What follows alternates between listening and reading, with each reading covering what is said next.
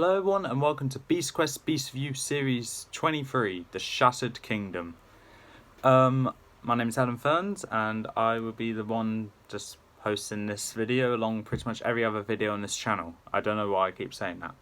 But, that's Series 23. As I told you in Series 22, you won't be waiting long for Series 23 because, well, I was on my last book and I just finished it now actually. After getting all the scores added up, I got everything ready for the review. So I thought, might as well. Got plenty of time, so let's get into it. Yeah, that's a problem. I need to get new curtains. Okay, we're going to start off Series 23 with Quurzel, the Swamp Monster. Design for Quurzel is an 8 out of 10 because its design is kind of a repeat to Its design is kind of a repeat to Terra, Curse of the Forest from Series 6. But I'm not actually going to hold it against that because it's still pretty good. And we haven't seen a tree-like beast for a while, so it's great to see one back. And it's a good one. I'll say it's actually better than Terra. Abilities are 7 out of 10. It can control its roots, so walk around and move, wrap his branches around his victim's throat to eat them, or it can spew out acid from his mouth, but not very strong acid, just ones that burn but won't actually kill you, like Torpix's acid, which will, but this one won't. And I would assume, because it is based off one, it can camouflage as a tree. And that is pretty much it for its abilities. Yeah, fight for Quurzel is an 8 out of 10. Essentially, it just got stabbed in the heart and then just turned to a statue, just stopped moving altogether. So it died. Okay, kind of a bit of a basic way for one to die, but I'm not one to complain. If I was part of the Adam Blade company and had to think of a way for a beast to die, and it has to be different that we haven't seen for a while, I'll probably pick that as well, so I'm not gonna complain against it. The total for Quurzel is 23 out of 30. It's a good start. Abilities are a bit disappointing because they are seen before. Well, yeah, but not. Yeah, the abilities are seen before in other beasts, and the acid one was also seen before, but just weaker. But the fight and design did pull it back up, but not enough to really say this beast is great. It's good story-wise because it introduces the king's brother, who's a bit elder brother, who reclaimed the throne, a bit of a tyrant, and is suspected to be an imposter. Yeah, and moving on, we have Crotax, the Tusk Destroyer. Design for Crotax is an 8 out of 10. It is essentially a mammoth with armoured plating along with metal tusks and spikes going along it. And I like the shade of fur it has on its all over it. It's fur. I meant if you remember back in Series 3 review, I gave Tusk a 5, I think, for design. I'm not sure. It was ages ago though. I know that. Sorry, I can't find it now. What did I give Tusk? Yeah, I gave Tusk a 5 for design. Yeah, Crotax is a significant improvement. Abilities are an 8 out of 10. It has an impenetrable hide along with thick armor, which isn't really an ability, but it's something that will be used in Battle of the Beasts. It can basically charge and nothing can stop. Well, barely anything can stop it. Sharp tusks along with a trunk that can lift up his I think it's his victims if they're rather small and chuck them. Main example being this guy called Jax, who got thrown from one side of area to another, breaking its neck, dying instantly. And that is pretty much it. So not too many unique abilities, but they are good, and some are actually kind of unique, especially with the metallic tusks being sharp as knives. The fight is an 8 out of 10, which was basically trying to beat this thing, but turned out to be unsuccessful until the armor came off after Tom broke the chain connecting it, and then there was the beast's weak spot. Barely any fur, rather thin hides, and not very thick, so it can't take a hit there underneath the armor, and that's how it died. So yeah, for Crotax, a bit of a shame that Crotax die like that, but it's still a great beast, better than Tusk anyway.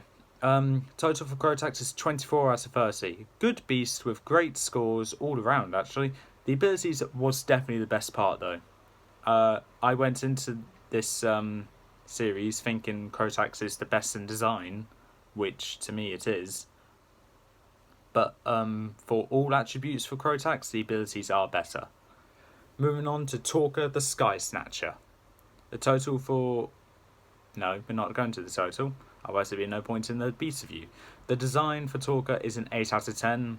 It is essentially a giant bird, well, cross between a dragon and a bird, with the scales of a dragon and feathers of a bird with the wings.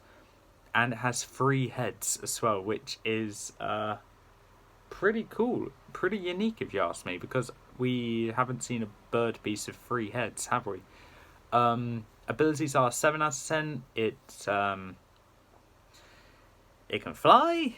It has a strong beak and sharp claws and a tail that can be used as a whip.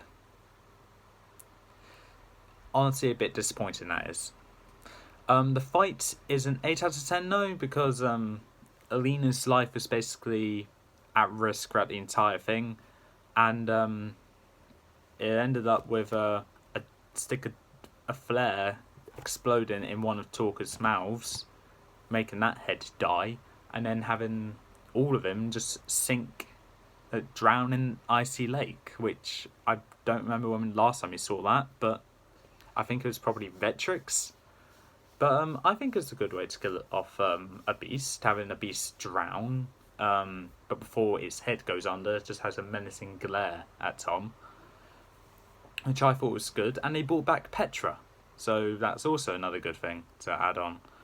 Petra's now a good person. The total for Torka is 23 out of 30. The abilities were seen before, which is a bit disappointing, but the design pulled it up, being very unique for flying beasts. Like a flying beast that's based off a bird that has dragon scales and 3 heads. I don't remember the last time I saw that. And moving on to the final beast of the series, Zircon the Shape Stealer. Yeah, the Shape Stealer. Design is an 8 out of 10, because from the cover it just looked like a giant human, just purplish. So I wasn't too keen on the design, hence why I said Crotax had the best design. The abilities is a 9, however, because even though it has rather few, they're pretty good ones. Starting with the worst out of them, it's probably the sharp claws, because we've seen them so many times before. It can climb walls. It can tear chunks of that wall, of that wall, showing off its strength. Not really big strength, but still pretty good.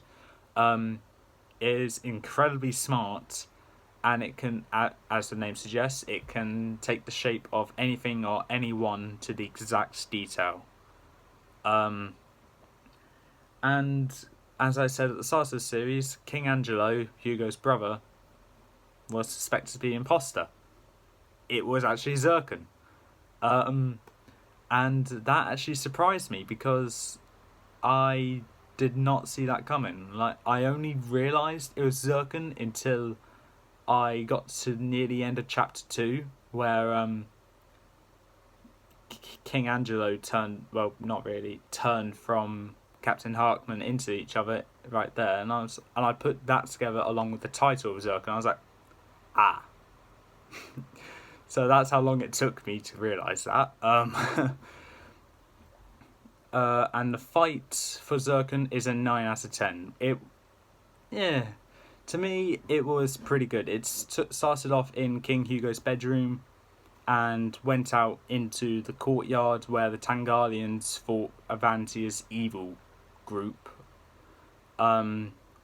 which was good. And it also had Zircon fighting Tom, Alina, Hugo, and Queen Aurora, which was kind of fed up with all this at this point, I guess, because she controlled her horse to kick Zircon, knocking him into a castle that he destroyed part of the wall off, and the castle crumbled down on him. And that is what I think is a good death for a very formidable villain, well, a very formidable beast. So technically there wasn't actually a main villain of this series, because the main villain of the series was Zircon. Capra was only an assistant. Capra is Petra's mother, introduced in Raksha the Mirror Demon. I'll be reviewing that book after series 24, along with Rivera and Grashkor. So total for Zircon, 26 out of 30. By far the best beast of the series, with a great fight and great abilities to add on to it. Design is the weakest point of it, but it's nothing to be ashamed of. It is a great beast. Total for designs, 32 out of 40. All of the designs are just better than each other, all of them being 8. The beast with the best design, as I said, is definitely Crotax. And that's saying something, because Tusk is in Series 3, and I hate Tusk. Who would have guessed 20 seasons later there'll be another Mammoth Beast, which I liked? I wouldn't have guessed that. Abilities is 31 out of 40. I believe tied with Series 22, for best ability score. A good score, not great abilities for Torka and Querzol, but the others pulled it back significantly better, especially Zircon. Crotax did great as well. The fights is 33 out of 40. Great battles. Great batch of fights all around. None of them actually bad, but Zircon's is easily the best, as you can tell by the score. Even if I gave all of them a 9 for fights, I still would have said Zircon was the best, because it brought back the Tangarian soldiers, which, if you didn't know, are actually women. Not like that's a bad thing, but it's more like a thing which I think needed to be shown, like the power of women, like what was done in Avengers Endgame. I liked that scene where all the female heroes came up ready to go into battle with the Infinity Gauntlet, and that part when the Tangarian soldiers came in with King Hugo and Queen Aurora, that it reminded me of that straight away, and I was like, yes, I love that part. And then the ultimate ending for Zircon was just great.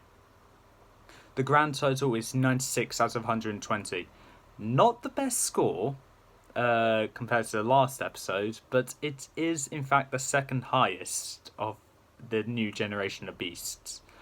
A great series with a better story. Great story actually. With Tom being at a disadvantage compared to last season. Last season, Tom had the power of his tokens on the shield, the jeweled belt, and the golden armor. In this series, Tom had none. Yeah. His golden armor was melted in book 1, and he got his jeweled belt taken off him along with the tokens on the shield. He was at a great disadvantage, but with the support of Alina and his experience with previous beasts, I think that's what carried him to the end. And we haven't actually got told he got his stuff back, but from the cover shown on Electro and Crocol, they're in the next season, it's a pretty safe bet he got at least the jeweled belt and the shield. But with that being said, time to go on with the rankings, and I just need to rearrange this a bit. Fourth place in the ranking is Querzol the Swamp Monster. Unfortunately, the starter book is the weakest book of the series, yes again. This is, I believe, the third time in a row. Probably the fourth. Hold on. No, the third time in a row. And unfortunately the trend doesn't stop there. Quetzal, unfortunately, is the worst beast because its design is least flattering to me. But its abilities also pulled it down a bit, but its fight was good, and it's great to see another tree beast again. So that's a positive. Next is Talk of the Sky Snatcher. Now, design I liked, fight I liked. The design, when I first saw it, I was like, I'm actually excited to read this. The abilities, not so much. Unfortunately, the abilities are a bit boring. But how often do you come across three-headed birds? Not very often. If it had the laser beams like Kronos had, that would have been repeated. But I would have given it a strong 8, maybe a 9. But other than that, it's still a good beast. I liked it. Next is Crotax the Tusk Destroyer. Second place for a beast that is similar to another beast I hated. That's the second time that happened. Last time was with Drurog, Hammer of the Jungle. Now Crotax. With the new generation of beasts, they're definitely reviving beasts that I didn't really like, making them so much better. Which I'm actually happy about. And Crotax is a great example. Like, its abilities especially are a great aspect, and its design is the best of this series. And if the only thing pulling it down is that its fight and design and abilities weren't as good as Zircon's. Zircon's abilities were pretty damn good and is easily deceptive. Lucas told me that when I get to Zircon, you would think that it's similar to Koba with the abilities and the strength. No, the strength of mind. I said, yeah, okay. I didn't really believe him because I couldn't think that any beast can get as intimidating as Koba. Then I read this, and I am proud to announce that I have been proven wrong. Zircon does in fact have the shapeshifting abilities as Koba, obviously, along with the supreme intellects that Koba had as well. And I think if Zircon, when these go into Battle of the Beast Season 2, that would take place after Series 24 review anyway, I would like to give a good guess that Zircon would not be as overconfident as Koba was, because Koba, I would have said, was overconfident because of his intellect and his strength, physical strength. Zircon doesn't have the physical strength, but a beast in the next series, Lucas told me that that beast has the physical strength. I look forward to next series anyway, because they all look very good. And that's all for this time. If you like what you saw, leave a like, leave a comment, don't forget to subscribe, press that notification bell down in the corner below, and I'll see you next time with I don't know what video, but the next beast review will be Blood of the Beasts. Until then, peace out.